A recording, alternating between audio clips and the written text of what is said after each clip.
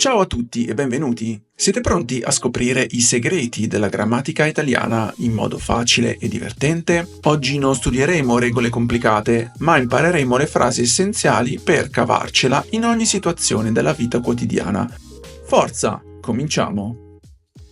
As the first topic of this video, I want to cover a pool of sentences in Italian language that you can drop in any situations that you will be in need of talking to a doctor. Buongiorno, io sono, your name, vorrei prendere un appuntamento. I would like to take an appointment. I would like to schedule an appointment. In the case that you need a doctor but is not that urgent, you can schedule an appointment for a visit. Vorrei is conditional. I would like. Conditional, condizionale of the verb volere, to want. In this case, it is used to express a request with courtesy.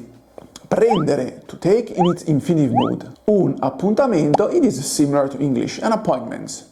Prendere in Italian language, it is used like to schedule in English language, because figurative way in Italian you take the appointments, you don't schedule. Un appuntamento, an appointment. Un indefinitive article, appuntamento, male gender. However, if the situation requires immediate intervention, you can tell to the doctor your symptoms. Ho mal di testa, I have an headache. You can add an adjective. Io ho un forte mal di testa, I have a strong headache. Io ho, I have. First person, singular person of verb to have, avere. Mal di testa, it is the translation for headache. Mal, male, it hurts. La testa, the head. But in this case, you describe what is hurting. Mal di testa. Or you can simply say, mi fa male, it hurts here. Mi fa male qui. It hurts here. You can simply point the location of your body that it hurts. Though you can use a verb to have to express other symptoms, very common sentence would be io ho la febbre, I have the fever. Io ho, singular, first persona. Io ho what? La febbre, the fever. Febbre, it is singular, but is feminine gender. That's why want the article la. Another very important sentence, if you would ever be in need of visiting a doctor, is posso avere una ricetta per? May I have a prescription for?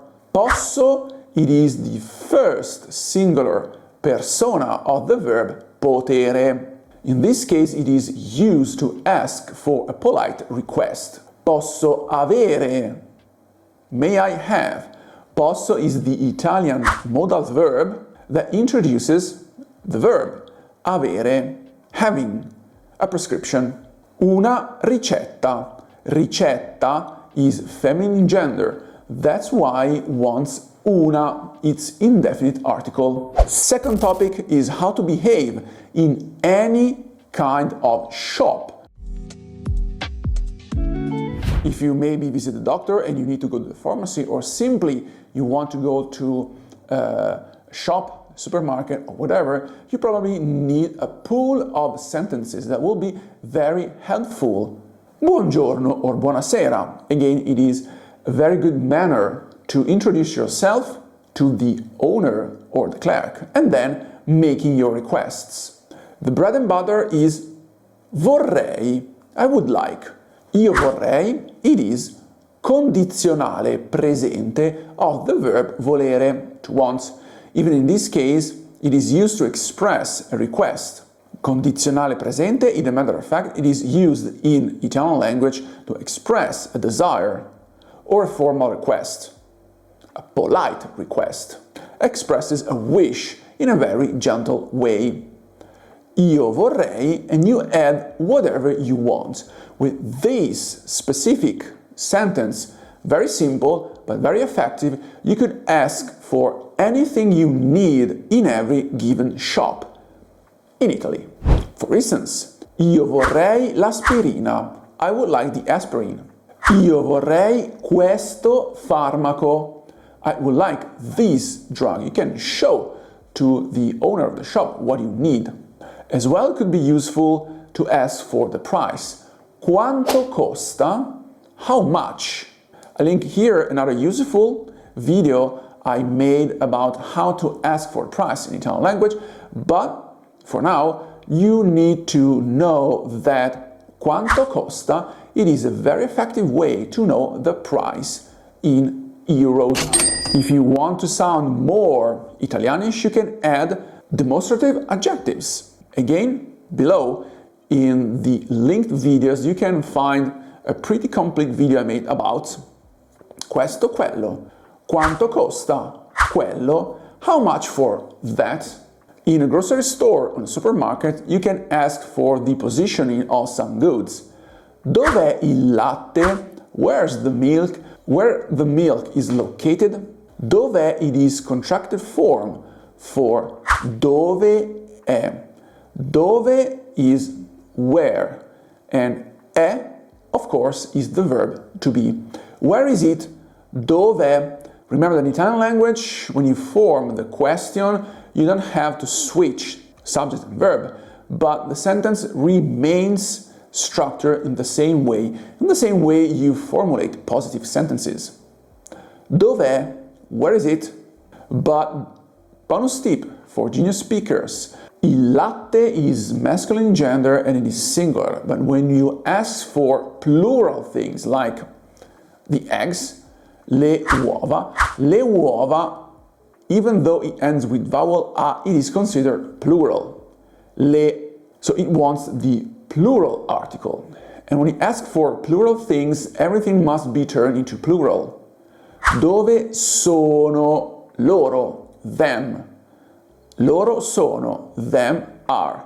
So you need to switch to third plural person. Dove sono le uova? Where the eggs are. Ha delle buste di plastica? Do you have some plastic bags? Lei ha delle buste. It is dare de lei form. Do you have some bags? Di plastica, of plastic. That's completely optional, but useful to know. Posso pagare con la carta? May I pay with my credit card? Again, the form posso, potere. It is very standard to ask for something in a very polite way. But it is very useful to do some thinking about the verb pagare, to pay.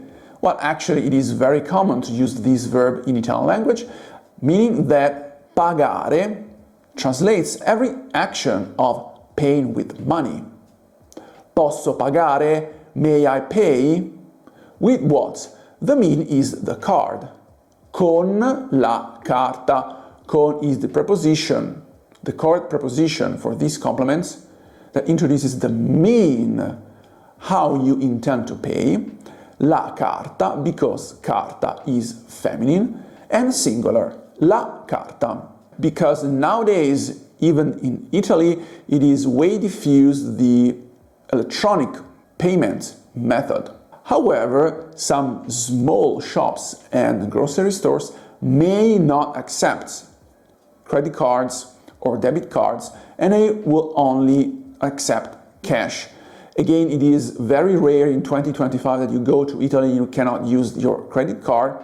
However, it is worth asking for that before you make your purchase. Ladies and gentlemen, class is dismissed. Remember to subscribe to my channel and watch my other videos I made about Italian language, Italian culture, and leave down below in the comments your opinion about this video, if this video has been helpful in dealing with everyday situations in Italian language. In the meantime, remember, speak like a genius. Bye bye.